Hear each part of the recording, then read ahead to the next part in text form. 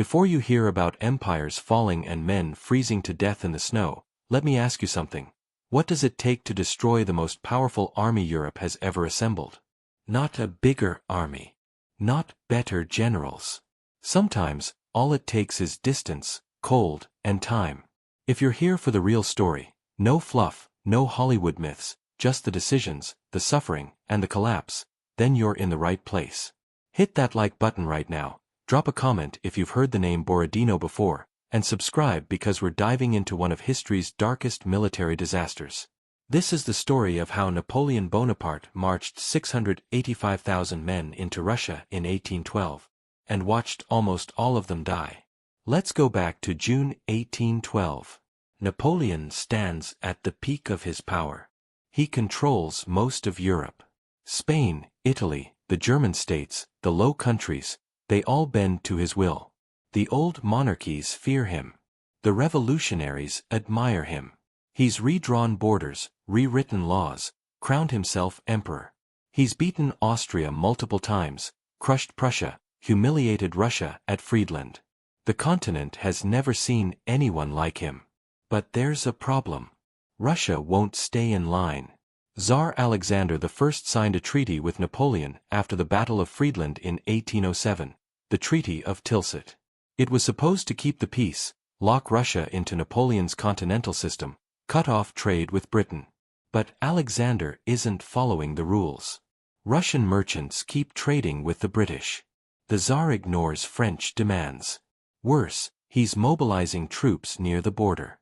Napoleon sees betrayal. He sees defiance. And he won't tolerate it. So Napoleon decides to do what he does best, invade. But this won't be like his other campaigns. This will be the largest military force Europe has ever seen. He pulls soldiers from across his empire. Frenchmen, Germans, Poles, Italians, Dutch, Austrians, 685,000 men in total. The Grande Armée. La Grande Armée. It stretches for miles when it marches. Supply wagons, artillery trains, cavalry columns, infantry divisions. The logistics alone are staggering. Feeding this many men, keeping them equipped, moving them across hostile terrain, it's never been attempted on this scale. Napoleon's plan is simple. Cross into Russia. Force a decisive battle. Crush the Russian army. March to Moscow. Dictate terms to Alexander. Go home before winter. Standard Napoleonic warfare, fast, brutal, decisive. He expects the Russians to meet him near the border, fight, and lose. He's done it before. On June 24, 1812, the Grand Army crosses the Neman River into Russian territory. The invasion begins. The soldiers are confident. They've followed Napoleon to victory after victory. They believe in him. They believe in themselves. They have no idea what's coming. Here's the thing, Russia doesn't fight like everyone else. The Russian commanders, Barclay de Tolly and Prince Bagration, know they can't beat Napoleon in a straight fight. The French are too experienced, too well-drilled, too aggressive. So they do something unexpected. They retreat. Not in panic. Not in defeat. Strategically. They pull back, deeper into Russia, refusing to give Napoleon the battle he craves. And as they retreat, they burn everything. Crops, villages, bridges, food stores, anything the French could use. The policy is called scorched earth, and it's ruthless. Russian peasants watch their homes go up in flames. But the army doesn't stop. If the French want to chase them, they'll have to do it through ash and ruin. Napoleon is furious. He needs that decisive battle. His entire strategy depends on it. He pushes his men forward, trying to catch the Russians, trying to force them to stand and fight. But the distances are insane. Russia is vast, far larger than anything Napoleon has conquered before. The roads are dirt tracks that turn to mud in the rain. The heat is suffocating. Soldiers march 20, 30 miles a day. Horses collapse. Supply wagons break down. Men start falling out of formation, exhausted, dehydrated, sick. The food runs out faster than expected. The supply lines stretch thinner and thinner. The Grand Army was supposed to live off the land, but there's nothing left to take. The Russians burned it all. Soldiers start slaughtering their horses for meat. Then they start dying: dysentery, typhus, starvation. Thousands of men drop before they ever see a Russian soldier. Napoleon keeps pushing. He has to. Turning back now would be humiliation. His empire is built on victory, on momentum, on the myth of his invincibility. If he retreats without fighting, that myth shatters. So he drives his men deeper into Russia, chasing ghosts. Weeks pass. The Grand Army shrinks. Not from battle, from attrition. By the time they reach Smolensk in August, they've lost over 150,000 men. Smolensk is burning when they arrive. The Russians torched it before retreating again. Napoleon stands in the smoking ruins and realizes the campaign isn't going according to plan. But he's come too far to stop now. His marshals are worried. They're veterans: Ney, Davout, Murat. They've seen Napoleon pull off miracles, but this feels different. The army is exhausted. The men are hungry. Winter is coming. They urge him to stop, consolidate, wait until spring. Napoleon refuses. Moscow is only a few weeks away. If he can take Moscow, he can force Alexander to negotiate. The capital of Russia, it has to mean something. The Russians finally stop retreating. On September 7, 1812, the two armies meet at a village called Borodino, 70 miles west of Moscow. This is it. The battle Napoleon has been chasing for 3 months. The bloodiest single day of the Napoleonic Wars. The Russian commander is now Mikhail Kutuzov, an old, cautious general who has replaced Barclay. Kutuzov doesn't want to fight, but the Tsar demands it. The Russian people demand it. So Kutuzov picks his ground, a ridge near Borodino, anchored by fortifications called flèches and a central strongpoint, the Great Redoubt. He has about 120,000 men. Napoleon has slightly more. The stage is set. The battle begins at dawn. Napoleon orders a frontal assault. No clever maneuvers, no flanking brilliance, just raw, grinding violence. French artillery pounds the Russian positions. Infantry charges uphill into cannon fire and musket volleys. The flèches change hands multiple times. Men fight with bayonets in the trenches. The Great Redoubt becomes a slaughterhouse. French cavalry charges are torn apart by Russian guns. Russian counterattacks are shattered by French firepower. It goes on for 12 hours. The noise is deafening: thousands of cannons, muskets, men screaming. The smoke is so thick you can barely see. Bodies pile up. Blood soaks into the ground. By the end of the day, 70,000 men are dead or wounded. 70,000. In one day. On one battlefield. The Russians withdraw overnight, but they're not destroyed. They retreat in order, still an army, still dangerous. Napoleon claims victory: he held the field, after all. But it doesn't feel like victory. His men are shattered. His marshals are shaken. And the Russians are still out there, still retreating, still burning everything. A week later, Napoleon reaches Moscow. The city is almost empty.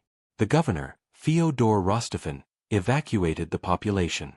And then, within hours of the French arrival, Moscow starts burning. Fires break out across the city, deliberate, coordinated. The Russians are burning their own capital rather than let Napoleon have it intact. Napoleon watches Moscow burn from the Kremlin. 3/4 of the city goes up in flames. The wooden buildings, the markets, the supplies he desperately needed, all ash. He expected triumph. He expected Alexander to come begging for peace. Instead, he gets silence and smoke. He waits. Days turn into weeks. He sends letters to Alexander, offering peace, offering terms. No response. The Tsar won't negotiate. Napoleon realizes, too late, that taking Moscow means nothing. Russia is too big. Its rulers are willing to sacrifice anything. And winter is coming. By mid-October, Napoleon knows he has to retreat. He's 500 miles deep in hostile territory. His army is starving. The horses are dying.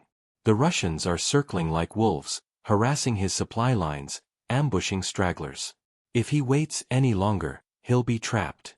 On October 19, 1812, the Grand Army begins its retreat from Moscow. 100,000 men start the march. Behind them, the city still smolders. Ahead of them, nothing but cold, hunger, and death. This is where the nightmare truly begins.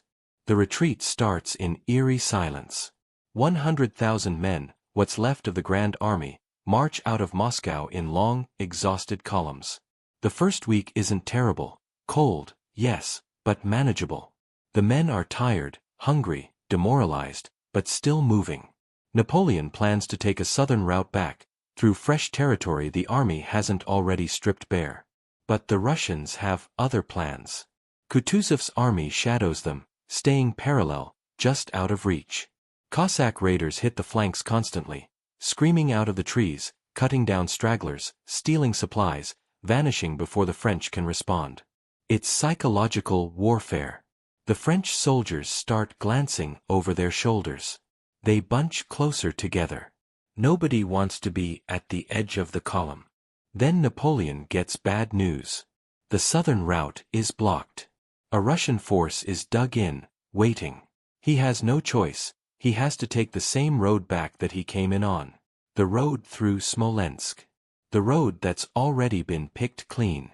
The road that's littered with corpses from the march in. Now the temperature drops. Early November, and winter arrives ahead of schedule. It's not the brutal, apocalyptic cold yet, that's coming, but it's cold enough.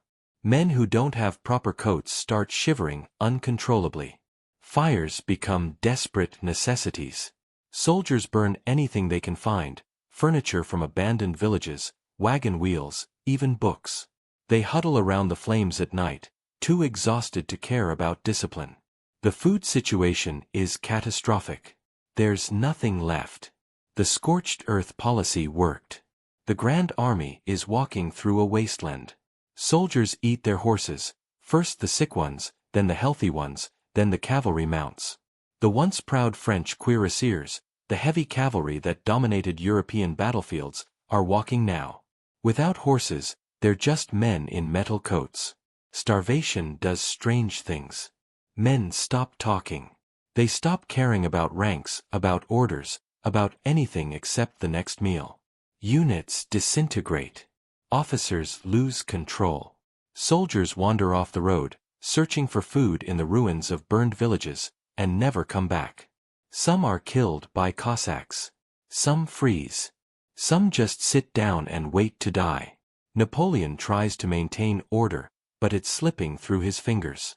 This isn't an army anymore. It's a refugee column. 10,000 men, 20,000 men peel away from the main body every week. Dead, captured, deserted, lost. The column gets shorter. The pace slows. The desperation grows. Then, in mid-November, the real cold hits. -20 degrees Celsius. -30. The kind of cold that makes your lungs burn when you breathe. The kind that freezes your sweat to your skin. The kind that kills. Men start dying in huge numbers. Frostbite takes fingers, toes, noses, ears. Soldiers wake up and can't feel their feet. They keep walking anyway because stopping means death. Some collapse mid-step and never get up. The road becomes a corridor of frozen corpses. Thousands of them. Bodies in French uniforms, bodies in Polish uniforms, bodies with no uniforms at all, stripped by the desperate living. The corpses don't rot. They just freeze solid, monuments to failure. Horses die by the thousands. The French started the campaign with nearly 200,000 horses. Now they're almost gone. When a horse collapses, men swarm it, hacking off chunks of meat with bayonets and knives, sometimes before it's fully dead. They eat it raw because there's no time to cook.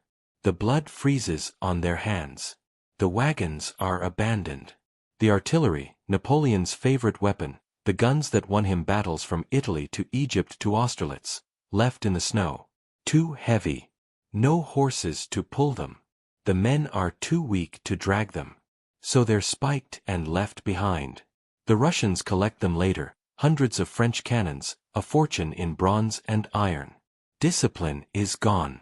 Soldiers ignore their officers. They throw away their muskets because the metal is too cold to hold. They discard their packs to move faster. They loot the baggage train, fighting each other for scraps of food, for blankets, for anything that might keep them alive one more day. It's every man for himself now. The Cossacks keep coming. They don't even fight most of the time, they just watch, circling the column like vultures. When someone falls behind, they ride in, strip the body, and ride away. Sometimes they take prisoners. The French fear capture almost as much as freezing. Russian peasants, furious at the invasion, at the destruction, exact brutal revenge on captured Frenchmen. Stories spread through the column, men burned alive, buried alive, beaten to death. Whether they're all true doesn't matter. The fear is real. By late November, the Grande Armée reaches the Berezina River. This is the crisis point. The river is supposed to be frozen solid, crossable on foot. But there's been a thaw. The ice is broken up, slushy, unstable. The river is flowing, freezing cold, and there's no bridge. And the Russians are closing in. 3 separate Russian armies are converging on the Berezina, trying to trap Napoleon and destroy what's left of his force. If the French can't cross, they're finished. Kutuzov knows it. Admiral Pavel Shishagov, commanding one of the Russian armies, knows it. They're moving fast, trying to seal the trap. Napoleon orders his engineers to build bridges. 2 bridges, side by side, across the Berezina near the town of Studianka. The engineers, freezing, exhausted, wade into the icy water. Some of them die from exposure while working. But they keep building. Timber torn from nearby buildings, whatever they can find. It takes 2 days. 2 desperate, freezing days while the Russians close in. On November 26th, the bridges are ready. Narrow, rickety, but standing. The crossing begins. Infantry first, then cavalry, then the baggage train, then the stragglers. It's chaos. Everyone is desperate to get across. Men shove each other. Officers scream orders that no one follows. The bridges sway under the weight. The Russians arrive. Artillery opens fire. Shells slam into the riverbanks. Men die before they reach the bridge. Men die on the bridge. Men fall into the freezing water and drown or die from hypothermia in minutes. The sound is hellish. Cannon fire, screaming, the crack of breaking wood, the roar of the river. Napoleon's rearguard, commanded by Marshal Ney, fights a desperate holding action. Ney is a legend. The bravest of the brave, Napoleon calls him. His men are outnumbered, outgunned, frozen, starving. But they hold. They buy time for the main body to cross. Ney himself is one of the last men across, fighting off Russian cavalry with a musket he picked up from a dead soldier. The bridges collapse on November 29th. Thousands of stragglers are still on the wrong side. They rush the riverbank in panic. Some try to swim. They don't make it. Some try to cross on the broken ice. It gives way. The Cossacks ride in and cut them down or take them prisoner. 10,000 men are lost at the Berezina. Maybe more. Nobody knows exactly. But Napoleon gets across. So does the core of his army. Maybe 40,000 combat-effective soldiers, plus thousands of unarmed, broken stragglers. They keep moving west. The Russians keep following. The cold keeps killing. December arrives. The temperature drops even further. -40 degrees. Men are dying so fast the survivors stop counting. They stop burying the dead, too frozen, too tired. The corpses just line the road, frozen in the positions they died in. Some sitting. Some kneeling. Some sprawled in the snow. Their faces are locked in expressions of agony or exhaustion or blank nothingness. Entire units vanish. The Italian corps, the Westphalian regiments, the proud Polish lancers, gone. Dead, captured, scattered. The multinational empire that Napoleon built, the soldiers who followed him from Madrid to Moscow, they're dying in the snow, forgotten. Napoleon himself is struggling. He's still moving, still giving orders, but the myth is crumbling. The invincible emperor is just a man now, wrapped in furs, walking through the freezing darkness like everyone else. His marshals are hollow-eyed. His imperial guard, the elite veterans who never broke, they're breaking now. On December 5th, Napoleon makes a decision. He's going to leave. Not retreat with the army, leave ahead of it, race back to Paris. Why? Because news is reaching him that Paris is restless, that rumors of disaster are spreading, that his enemies smell blood. If he stays with the army, he'll be trapped in the slow crawl west, maybe captured, maybe killed. If he loses control of Paris, he loses everything. So he tells his marshals he's going. He puts Murat in command of what's left of the Grande Armée. He takes a small escort, gets in a sleigh, and rides west as fast as the horses can pull him. He leaves his men behind. Some call it abandonment. Others call it pragmatism. Either way, Napoleon is gone. The army keeps dying. Mid-December, 1812. The Grande Armée, or what's left of it, stumbles toward the Russian border. The cold is unrelenting. The Cossacks are unrelenting. Death is unrelenting. Marshal Murat, now in command, is barely holding it together. He's a cavalry genius, a flamboyant warrior who once charged into enemy lines wearing a feathered hat and gold-braided uniform. Now he's just trying to keep men moving. The soldiers are unrecognizable. Their uniforms are rags. Their faces are blackened by frostbite. Their eyes are sunken, dull. They look like walking corpses. Some have wrapped their feet in cloth because their boots disintegrated. Some have no coats, just blankets tied around their shoulders. They shuffle forward in silence, too tired to talk, too cold to feel. The French cross into Poland in late December. Poland, Napoleon's ally, the nation he restored, the people who sent 100,000 men to fight for him in Russia. The Poles look at the survivors and barely recognize them. Where are the others? Where are the Polish regiments? The answer is simple: dead. Frozen in the Russian snow. The few Polish survivors who make it back are shattered, traumatized. The dream of a free Poland, restored by Napoleonic victory, is dying with them. The numbers are staggering. Napoleon invaded Russia with 685,000 men. When the remnants finally stagger across the border in January 1813, fewer than 40,000 are still combat-capable. That's less than 6%. 6% survival rate. The rest are dead, captured, deserted, or so broken they'll never fight again. It's the worst military disaster in European history up to that point. But it's not just the soldiers. The horses, nearly 200,000 of them, are almost all dead. The artillery, over 1,000 cannons, lost. The supply train, destroyed. The prestige, shattered. Napoleon built his empire on the myth of invincibility. After Russia, that myth is dead. The other European powers notice. Austria, Prussia, Sweden, they've been beaten by Napoleon before, humiliated, forced into alliances they hated. Now they see weakness. They see opportunity. Within months, they'll turn on him. The Sixth Coalition will form: Russia, Prussia, Austria, Britain, Sweden, Spain, all aligned against France. Napoleon will fight on for 2 more years, winning battles, losing wars, until finally, in 1814, they force him to abdicate and exile him to Elba. He'll escape, return for the 100 Days, lose at Waterloo, and end his life on a remote island in the South Atlantic, a prisoner of the British. But it all starts here. In the snow. On the long, frozen road from Moscow. Let's talk about why this happened. How does the greatest general of his era, commanding the largest army Europe has ever seen, lose so completely? First, logistics. Napoleon underestimated the scale. Russia is massive. The distances are insane. His supply lines stretched over 500 miles from the Neman River to Moscow, keeping 685,000 men fed, armed, and equipped over that distance, through hostile territory, with the Russians burning everything. It was impossible.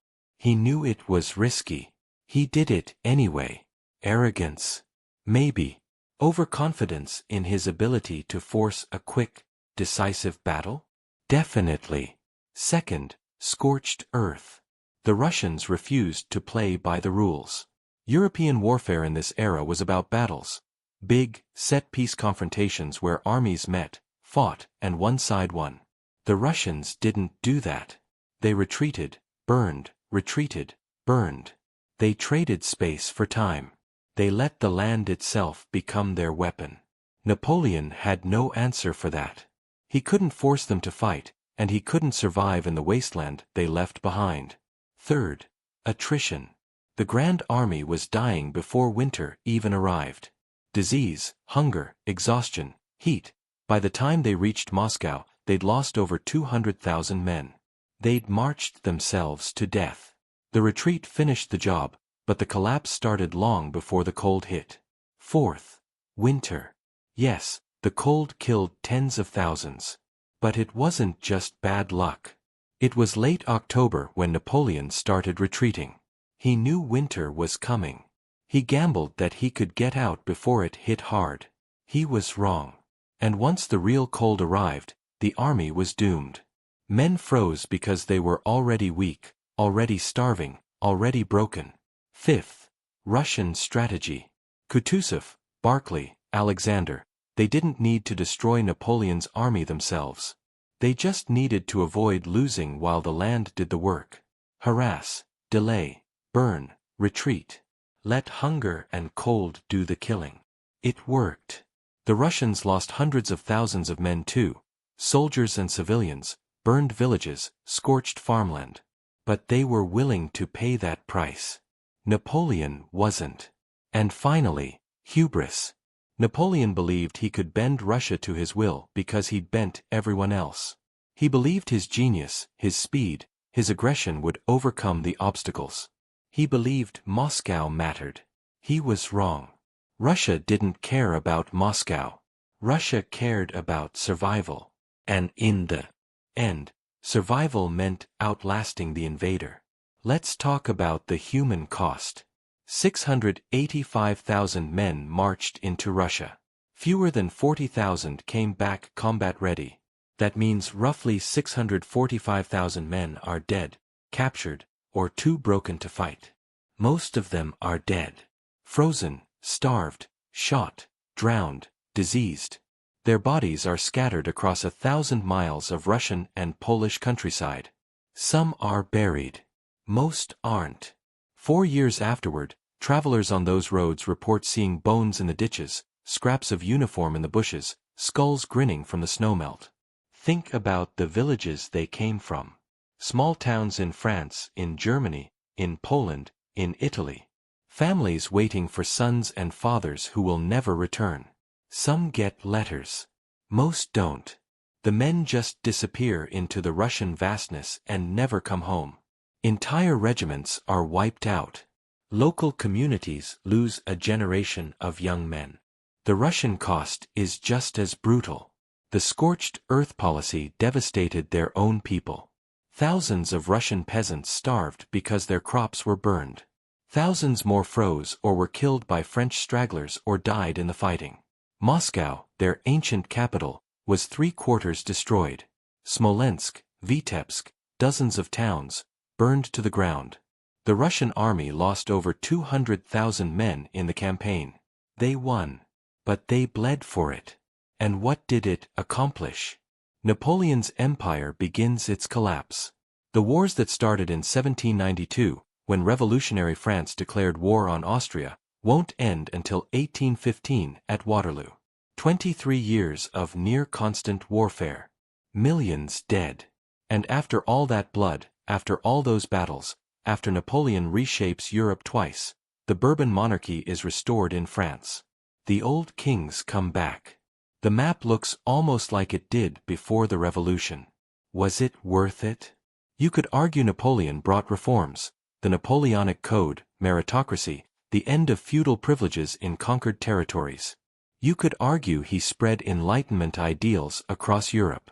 But you could also argue he was a tyrant who caused untold suffering in pursuit of personal glory. History has few clean answers. What we know for certain is this. In 1812, 685,000 men marched into Russia. Fewer than 40,000 came back. It's one of the darkest chapters in military history. A masterclass in overreach. A testament to the limits of genius. A reminder that geography, climate, and logistics can defeat even the greatest armies. Napoleon sits in his sleigh, racing back to Paris, leaving his frozen, dying soldiers behind. He'll rebuild. He'll raise new armies. He'll fight again. But the Grand Army, the magnificent, invincible Grand Army that terrorized Europe for a decade, it's gone. Dead in the Russian snow. If this story moved you, if you learned something, if you want more history without the fluff, just the facts, the suffering, and the consequences, then here's what I need. Hit that subscribe button. Share this with someone who needs to hear it.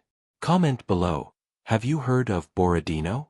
Did you know the Berezina crossing? Let's build a community that respects history, that honors the dead, that doesn't look away from the brutal truth. Because this isn't just a story about Napoleon. It's a story about hubris. About the price of ambition. About what happens when empires overreach. And it's a story that echoes through history, from Russia in 1812, to Russia in 1941 when Hitler makes the same mistake, to every war where distance, cold, and stubbornness defeat invasion. 685,000 men entered Russia. Fewer than 40,000 returned. Remember them. Remember what they endured. Remember what it cost. That's the story. That's the truth. No fluff. Just history. Let's rewind. Before we talk about what went wrong, let's talk about what Napoleon was thinking.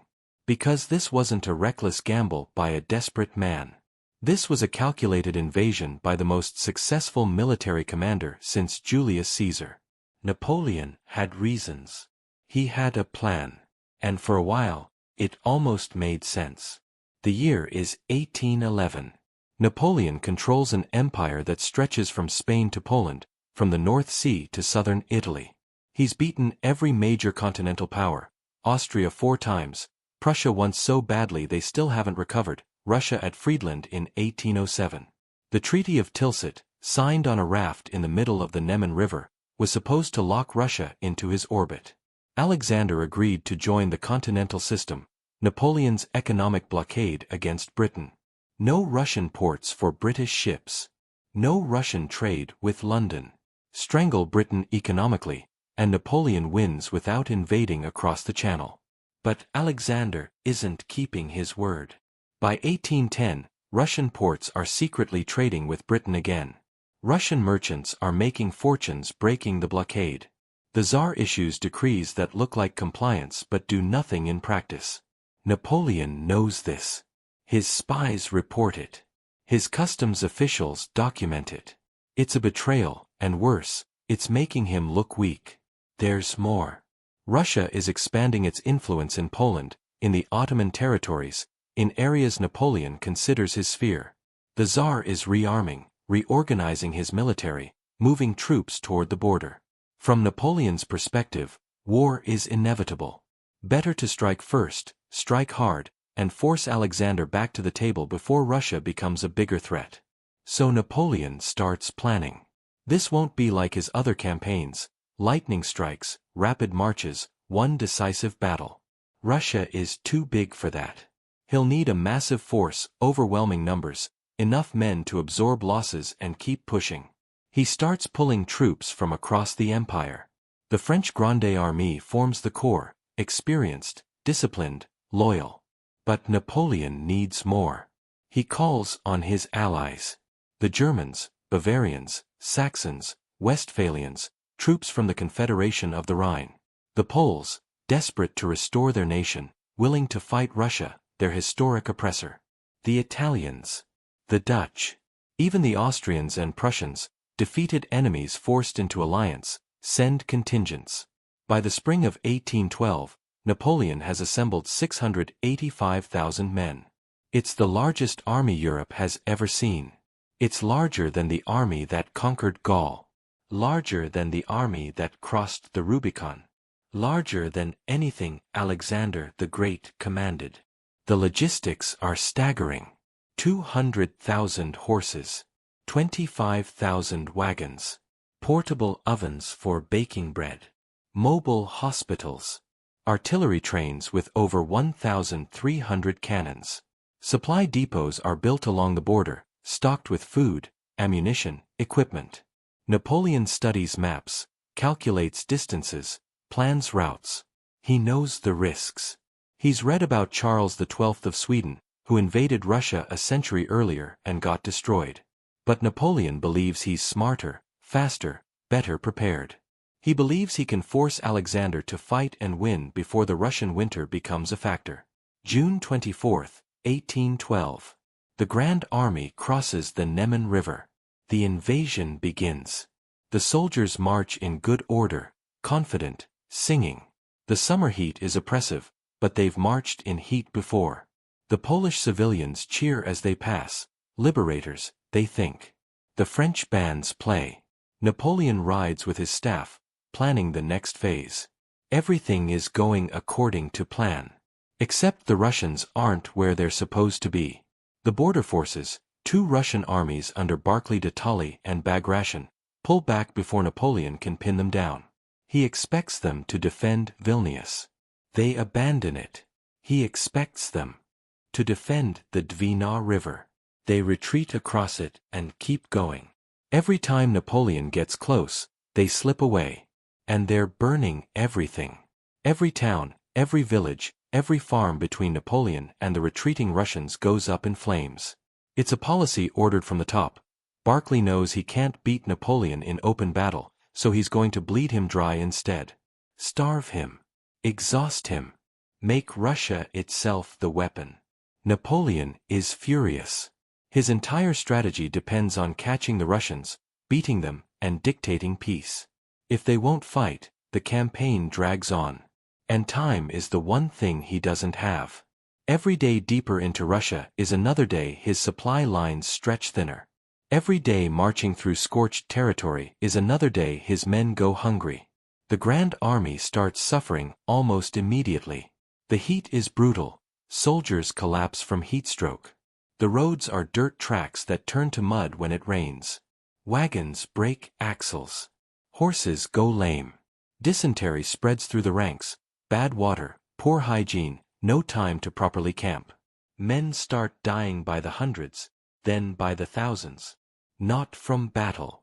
From disease, exhaustion, hunger. The supply system breaks down. The depots Napoleon built are too far behind. The wagons can't keep up with the pace of the march. Soldiers are supposed to be issued rations, bread, meat, wine. Instead, they get whatever they can scavenge. They slaughter livestock from abandoned farms. They raid root cellars. They eat unripe grain and get sicker. By the time the army reaches Vitebsk in late July, Napoleon has lost 150,000 men. 1/5 of his force. And he hasn't fought a single major battle. His marshals are worried. Davout, his best tactician, suggests stopping at Vitebsk. Consolidate. Wait until 1813. Invade again with fresh troops. Napoleon considers it.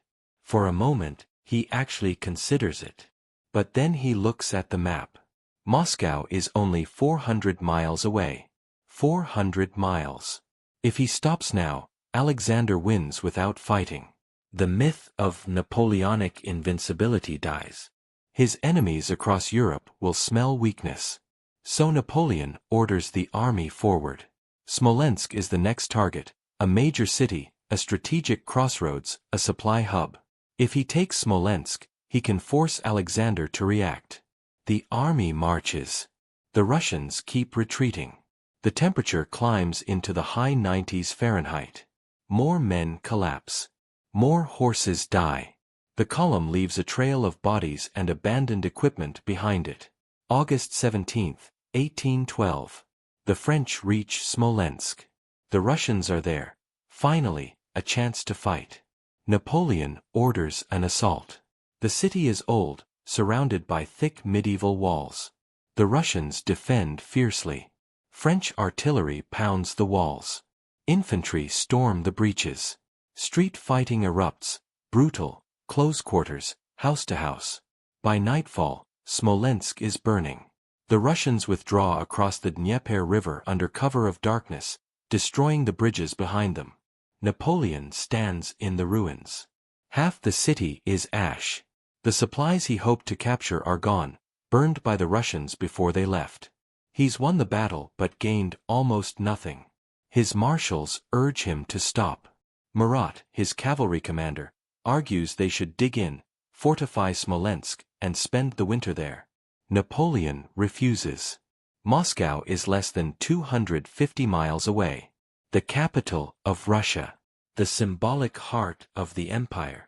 He's convinced that if he takes Moscow, Alexander will have to negotiate. So the Grand Army marches again. Deeper into Russia. Farther from safety. The men are exhausted, hungry, sick. Discipline is fraying. Stragglers fall behind and are picked off by Cossacks.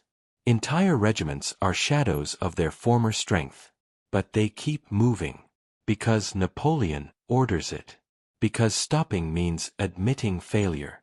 September 5, 1812. Scouts report that the Russians have stopped retreating. They're digging in at a village called Borodino, 70 miles west of Moscow. Kutuzov, the new Russian commander, has decided to make a stand. The Tsar demanded it. The Russian aristocracy demanded it. The people demanded it. Retreat can only go so far before it becomes cowardice. Napoleon is relieved. Finally, a battle. This is what he does best. He's won dozens of battles through maneuver, aggression, concentration of force at the decisive point.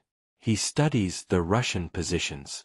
They're strong, anchored on high ground, fortified with earthworks, protected by artillery. Kutuzov has 120,000 men and 640 cannons. Napoleon has about 130,000 men and 587 cannons. It's close to even. This will be a slugging match. September 7, 1812. Dawn. The battle begins. Napoleon doesn't try anything fancy. No flanking maneuvers, no clever tricks. Just raw, frontal assault. Pound them with artillery. Send in the infantry. Break through.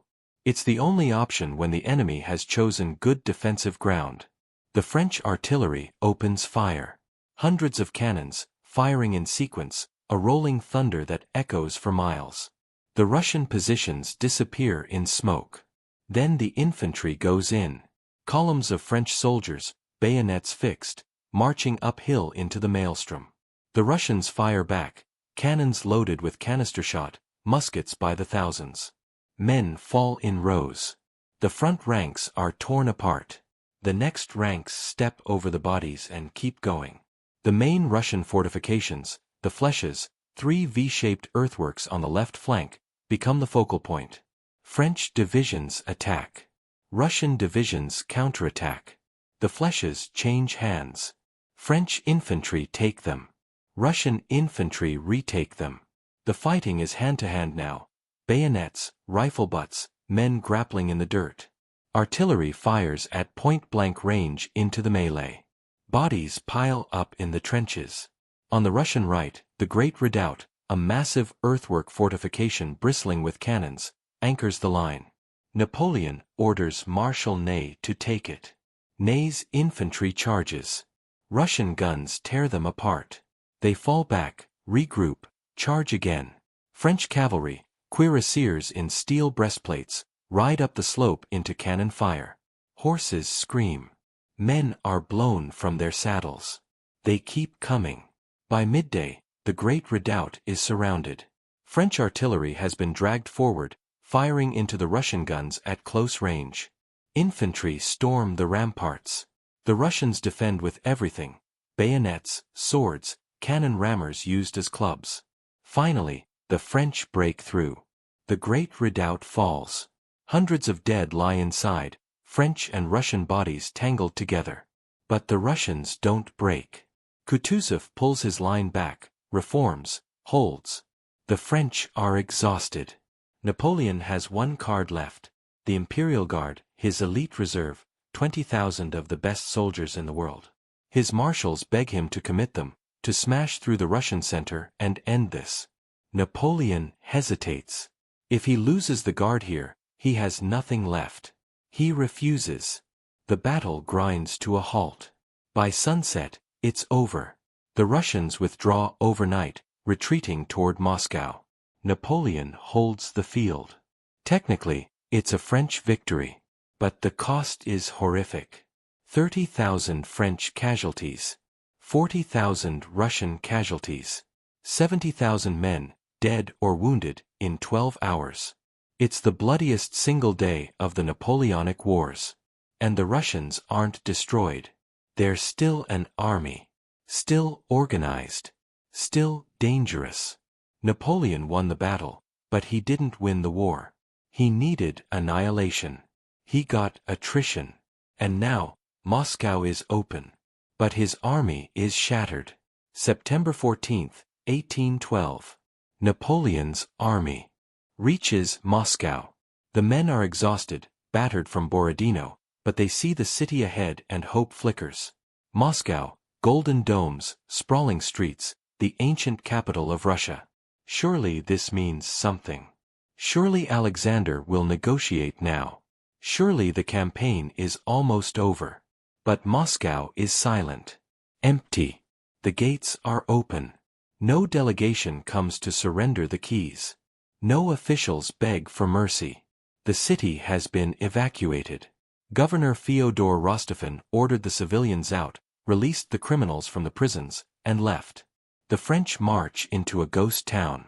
Napoleon enters the Kremlin, the massive fortress complex at the heart of the city. He stands in the throne room of the Tsars and waits for word from Alexander. Nothing. The silence is unnerving. This isn't how it's supposed to work. When you capture a nation's capital, they surrender. That's the rule. But Russia isn't following the rules. That night, fires break out. Small at first, a warehouse, a market building. Then more. Dozens of fires, spreading fast. The wind picks up. By morning, Moscow is burning out of control. 3/4 of the city goes up in flames. The wooden buildings, the centuries-old churches, the supply depots the French desperately need, all ash. Who started the fires? The French blame Rostophin. He left arsonists behind, they say, with orders to burn Moscow rather than let Napoleon have it intact. The Russians deny it, blaming French looting and carelessness.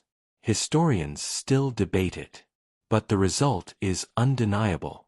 Moscow, the prize Napoleon marched 1,000 miles to claim, is destroyed.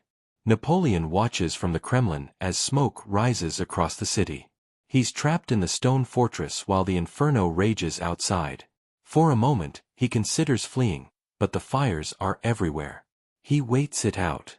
When the flames finally die, he surveys the wreckage. This is victory? Ruling over ashes? But he stays. He's come too far to turn back now. He sets up headquarters in the Kremlin and waits for Alexander to contact him. Days pass. Nothing.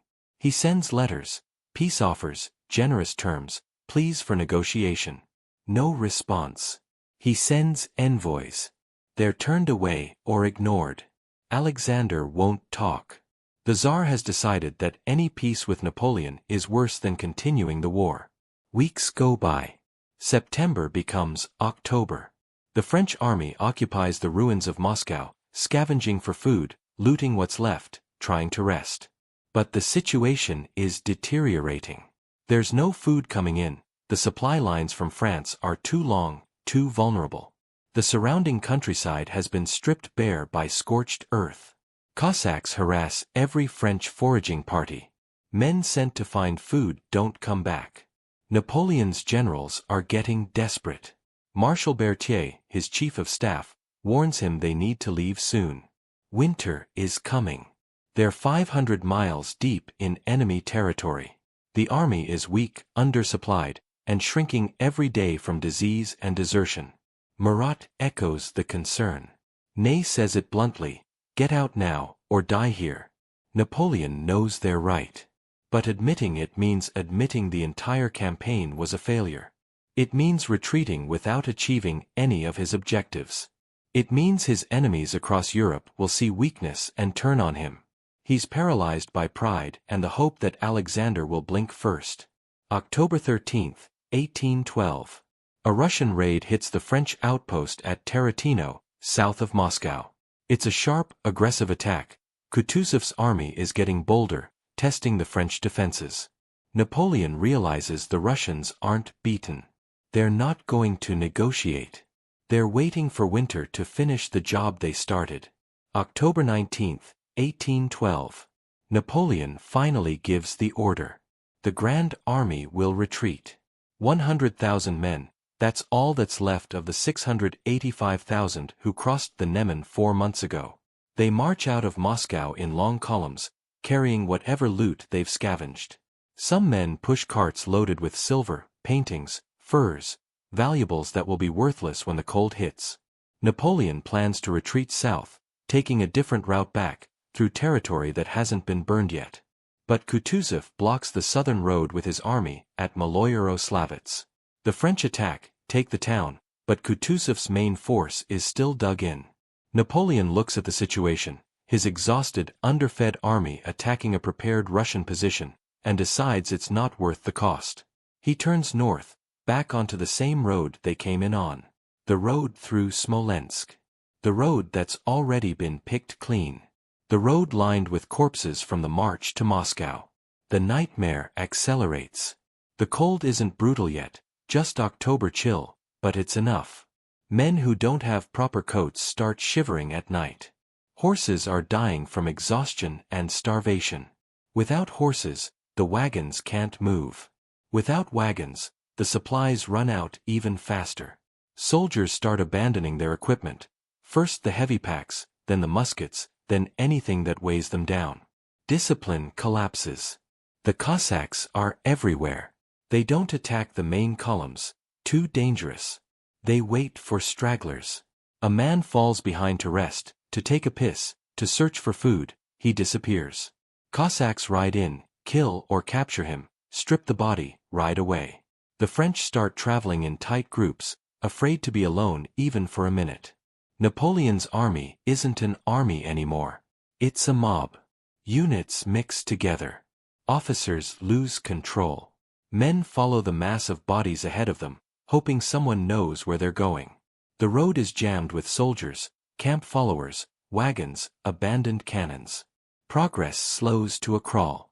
Early November. The temperature drops. Not the apocalyptic cold yet, but cold enough to kill the weak.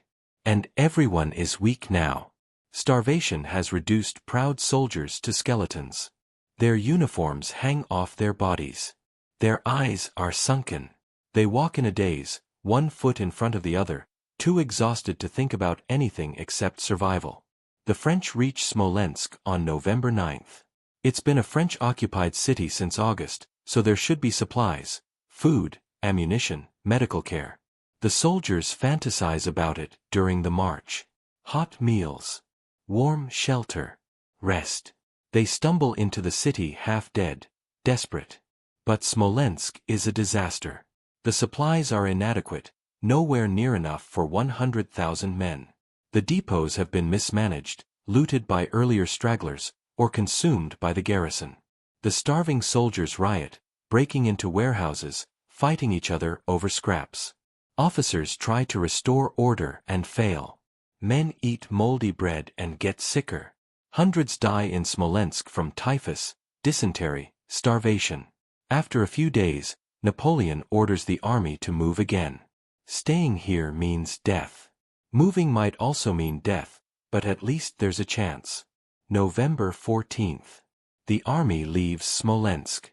50,000 soldiers, maybe less. Half the force that entered the city. The rest are dead, too sick to move, or deserted. The cold gets worse. -10 degrees Celsius. -20. The kind of cold that makes metal stick to your skin. The kind that freezes your breath in your lungs. Men start dying in huge numbers. Frostbite takes their fingers and toes first. Then their hands and feet. Then their lives. Soldiers sit down in the snow to rest and freeze to death before they can stand up again. The road becomes a nightmare, thousands of frozen corpses, piles of abandoned equipment, dead horses with chunks of meat hacked off their flanks. The surviving horses are skeletal, barely able to walk. When one collapses, men swarm it with knives and bayonets, cutting off pieces of flesh, sometimes before it's fully dead. They eat it raw because there's no time or energy to build fires. Some men drink the blood. Anything for calories. Anything to survive one more day. The artillery is abandoned. Napoleon's beloved cannons, the weapons that won him battles across Europe, left in the snow, barrels spiked so the Russians can't use them. But the Russians don't need to capture them. They just follow the retreating French and collect hundreds of guns. A fortune in bronze and iron, left behind because there are no horses to pull them and no men strong enough to drag them. The Imperial Guard, Napoleon's elite, the men who never broke, never ran, never surrendered, they're breaking now. Not from cowardice. From cold and hunger. They still march in formation, still protect the emperor, but they're ghosts. Their uniforms are rags. Their faces are blackened by frostbite. They look like corpses walking. Discipline is completely gone. Soldiers ignore orders. They throw away their weapons. They discard their packs. Officers can't control them. Marshals can barely control their own staffs. It's every man for himself. The only rule is survival. The Cossacks keep circling. They don't even need to attack anymore. They just wait for men to fall out of the column, then ride in and finish them off. Sometimes they take prisoners. The French fear that almost as much as freezing. Russian peasants, enraged by the invasion, by the burning of their villages, exact brutal revenge on captured Frenchmen. Stories spread, men tortured, buried alive, burned. Whether all the stories are true doesn't matter. The fear is real. Late November. The Berezina River. This is where it all comes to a head. The river should be frozen solid, crossable on foot. But there's been a thaw. The ice has broken up.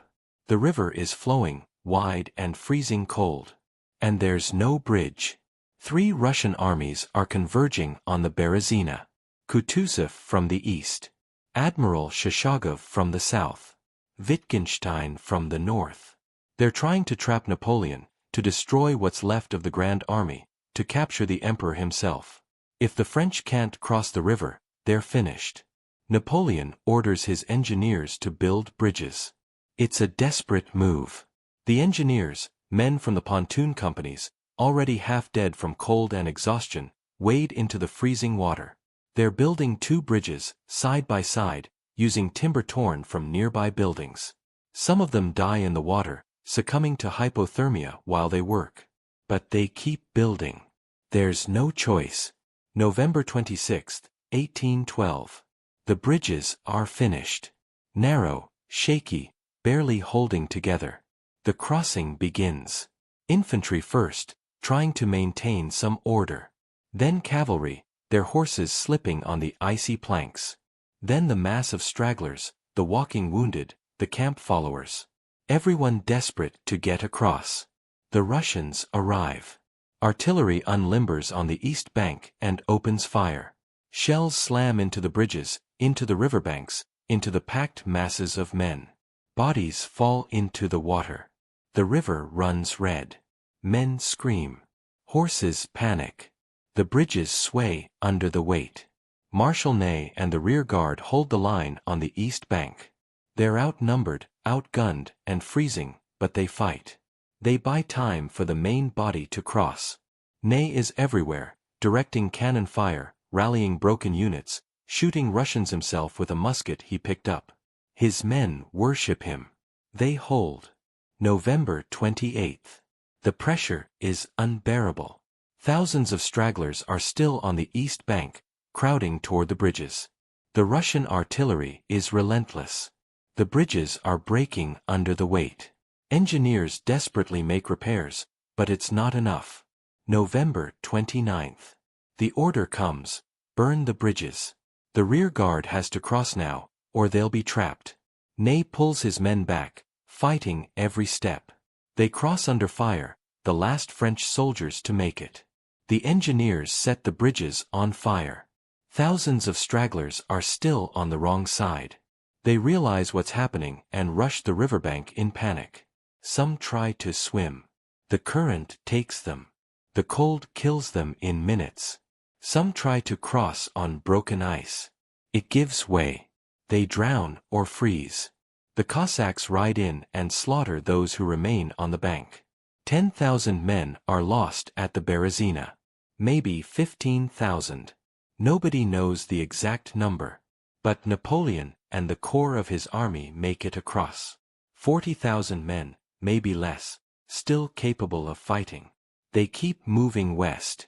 The cold gets worse. December. -30 degrees Celsius. -40. Men die with every step. The column shrinks every day. Units that had 1,000 men have 100. Regiments vanish entirely. The Polish Corps, the Italian divisions, the Westphalians, gone. Dead or captured or scattered. Napoleon leaves. December 5th, he tells his marshals he's going back to Paris. He can't afford to be trapped with the slow-moving army. If he's captured or killed, his empire collapses. He needs to get back, raise new armies, hold the empire together. He puts Murat in command and rides west in a sleigh, escorted by a handful of guards. His men watch him go. Some call it abandonment. Others understand. Either way, Napoleon is gone. The retreat continues. The survivors stumble through Poland, through Prussia, heading for the safety of French-controlled territory. They don't look like soldiers anymore. They look like walking corpses. Their uniforms are rags. Their faces are black with frostbite. They shuffle forward in silence, too broken to speak. Late December, 1812. The remnants of the Grande Armée cross the Neman River, back into friendly territory. Fewer than 40,000 combat-capable soldiers make it. Out of 685,000. The rest are dead, captured, or so broken they'll never fight again. It's the worst military disaster in European history. And it's just the beginning of the end for Napoleon. Within a year, all of Europe will turn on him. The empire will crumble. The invincible emperor will be forced to abdicate. He'll escape from exile and fight again at Waterloo, but he'll lose. And he'll die alone on a remote island, a prisoner of the British, haunted by the frozen road from Moscow. But that's another story. This story ends here. In the snow. On the banks of the Neman. With 40,000 survivors and 645,000 ghosts.